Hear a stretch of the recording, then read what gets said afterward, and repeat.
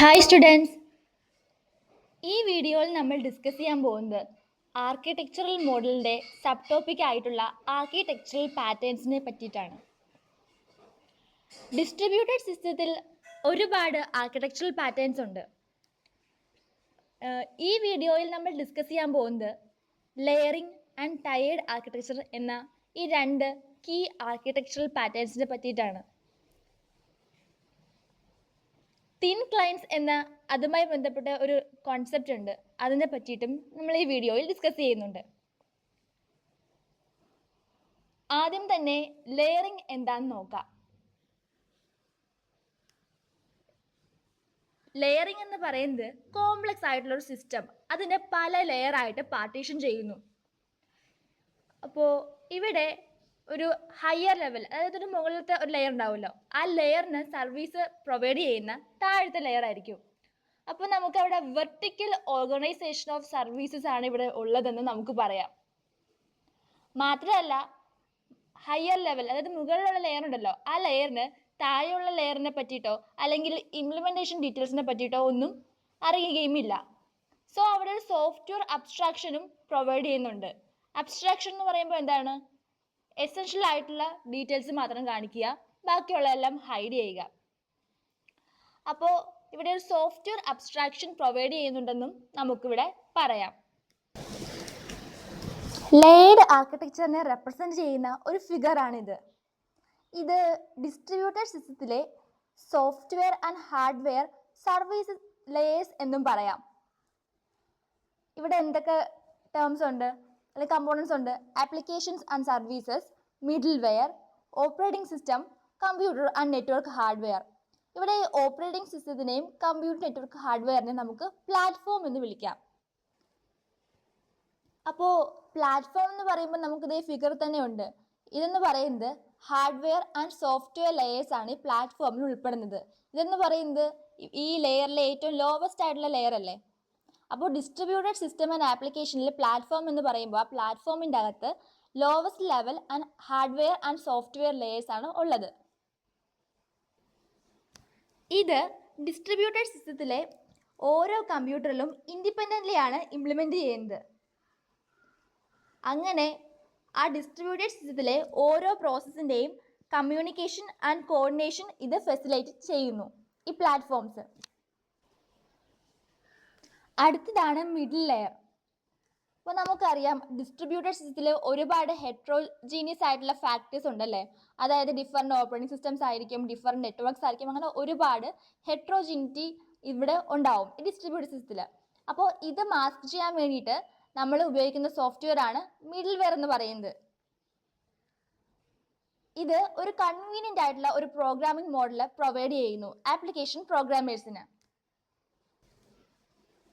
അപ്പോൾ ഈ ലെയർഡ് ആർക്കിടെക്ചറിൽ എങ്ങനെയായിരുന്നു? സർവീസുകളെ പല ലെയറുകളായിട്ട് ഡിവൈഡ് ചെയ്യുന്നു. എന്നിട്ട് ഏറ്റവും ഹയസ്റ്റ് നിൽക്കുന്ന ആ ലെയറിന് ലോവസ്റ്റ് നിൽക്കുന്ന ലെയർ, അല്ലെങ്കിൽ അതിൻ്റെ തൊട്ട് ലോ ആയിട്ട് നിൽക്കുന്ന ലെയർ സർവീസുകൾ പ്രൊവൈഡ് ചെയ്യുന്നു. അങ്ങനെയായിരുന്നല്ലോ ലെയർഡ് ആർക്കിടെക്ചർ എന്ന് പറയുന്നത്. എന്നാൽ ഈ ടയേർഡ് ആർക്കിടെക്ചർ എന്ന് പറയുമ്പോൾ ഇവിടെ ഓരോ ലെയറിൻ്റെയും ഫങ്ഷനാലിറ്റിയെ ഓർഗനൈസ് ചെയ്യുന്നു. എന്നിട്ട് ഇതിനെ ഒരു അപ്രോപ്രിയേറ്റ് ആയിട്ടുള്ള സെർവറിലേക്ക് പ്ലേസ് ചെയ്യുന്നു. ഇങ്ങനെയാണ് ടയേർഡ് ആർക്കിടെക്ചറിൽ ചെയ്യുന്നത്. ടയേർഡ് ആർക്കിടെക്ചറിൻ്റെ എക്സാമ്പിൾസ് ആണ് 2 ടയർ ആർക്കിടെക്ചറും 3 ടയർ ആർക്കിടെക്ചേഴ്സും. അപ്പോൾ അവിടെ ഗിവൺ ആപ്ലിക്കേഷനെ ഫങ്ഷനെ ഡീകമ്പോസ് ചെയ്ത് 3 ആയിട്ട് തിരിച്ചിട്ടുണ്ട്: presentation logic, application logic, data logic. Presentation logic user interactions ഒക്കെ ഹാൻഡിൽ ചെയ്യുന്നതാണ് ഇത് കൺസേൺ ചെയ്യുന്നത്.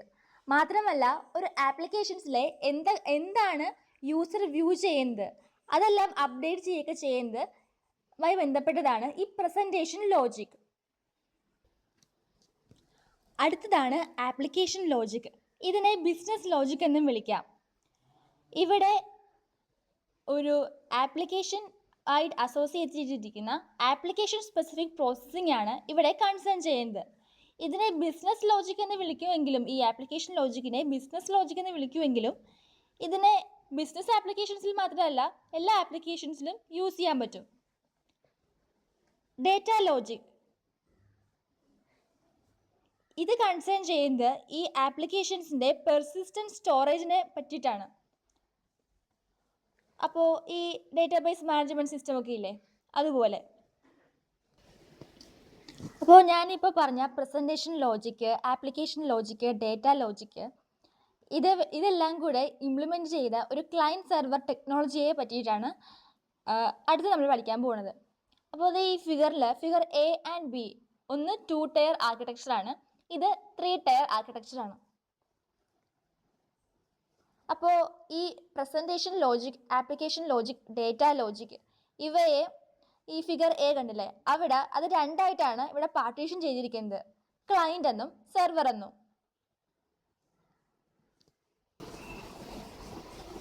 ഇവിടെ ആപ്ലിക്കേഷൻ ലോജിക്കിനെയാണ് സ്പ്ലിറ്റ് ചെയ്യുന്നത്.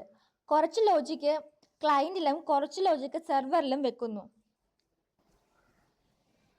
അപ്പോൾ ഇതിൻ്റെ അഡ്വാൻറ്റേജ് എന്ന് പറയുന്നത് ഇൻ ടേംസ് ഓഫ് ഇൻട്രാക്ഷൻ ഇത് ലോ ലാറ്റൻസി പ്രൊവൈഡ് ചെയ്യുന്നു.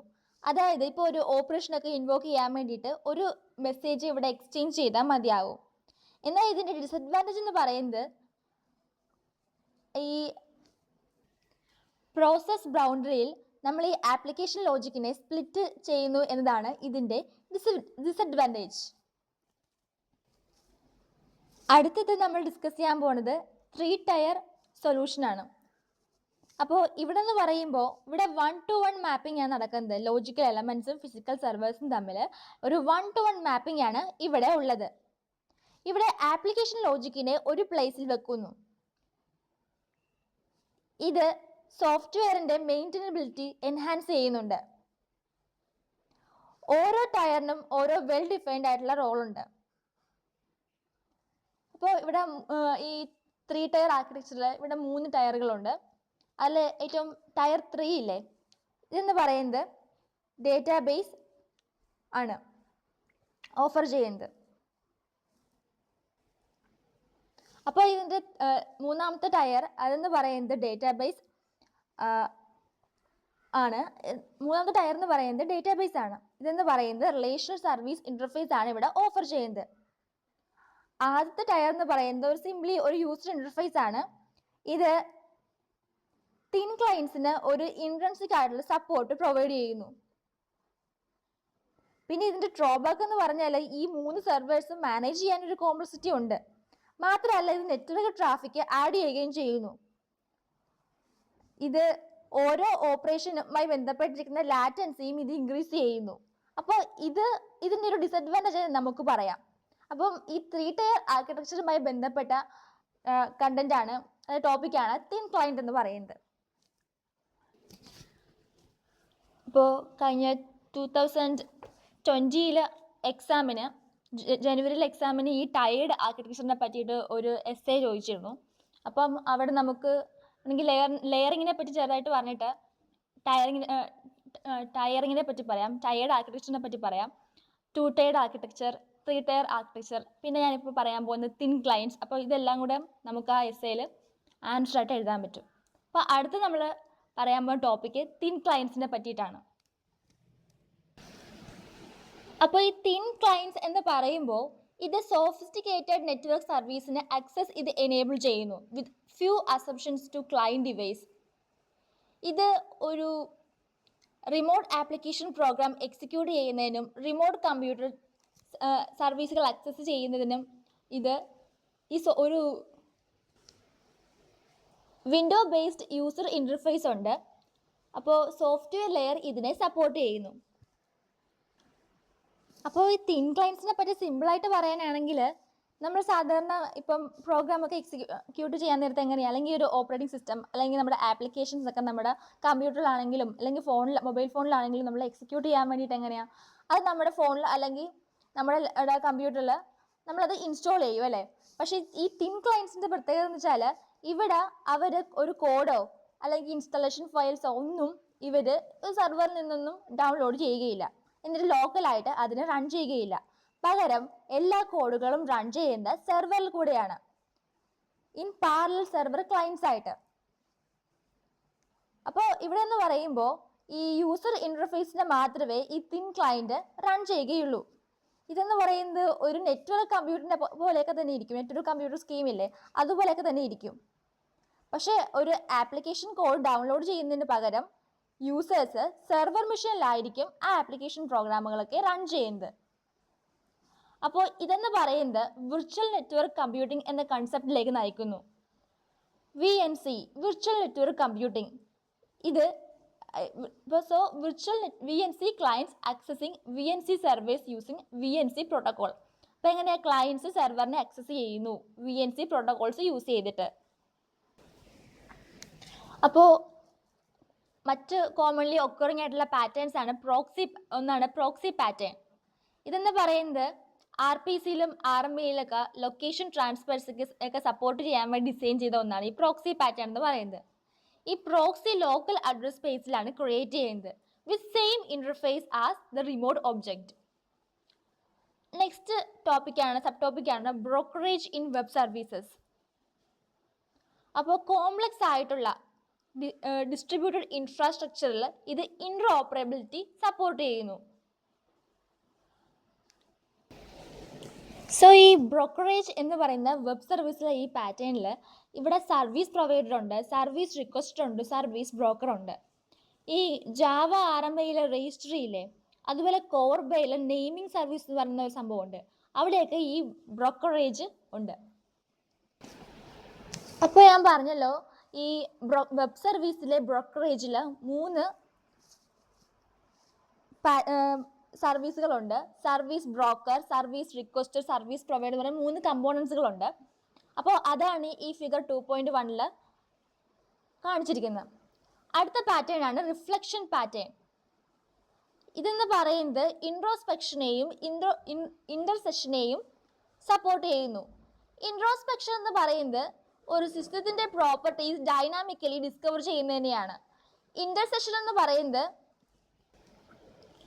ഇതിന് ഡൈനാമിക്കലി സ്ട്രക്ചർ അല്ലെങ്കിൽ ബിഹേവിയർ മോഡിഫൈ ചെയ്യാനുള്ള എബിലിറ്റി ഉണ്ട്.